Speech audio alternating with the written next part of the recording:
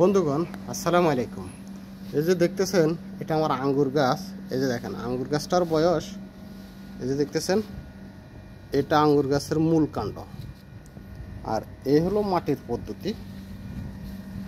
অনেকগুলো খাজুর আশপাশে দিয়ে রাখছে, যেহেতু খাজুর এখানে আমার খাওয়ার কোনো লোক নাই, আর খাজুরগুলো পচলে এখানে সার হবে।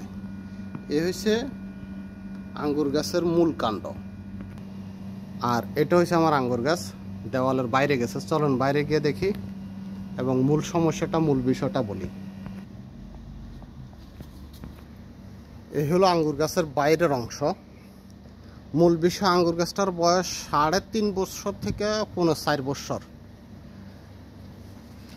আমি আরেকটা আঙ্গুর গাছ লাগাইছি, সেখানে এত সময় লাগে নাই আঙ্গুর গাছে আঙ্গুর আসতে।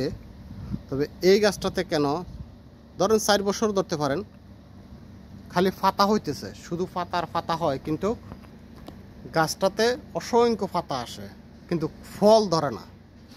এর কারণ কি? ফল না ধরার, গাছটা পরিপূর্ণ এক বয়স্ক গাছ, বয়স অনেক ভালোই হয়েছে এবং গাছটা সতেজ তরতাজা।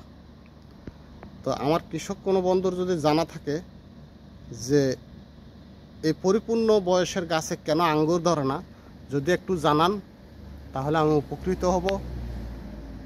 সবাই ভালো থাকবেন। খাজুর গাছের খাজুর গাছে ধরে, গাছে ফাঁকে, গাছ থেকে পড়ে, কে কার খায়, খাওয়ার কোনো লোক নাই।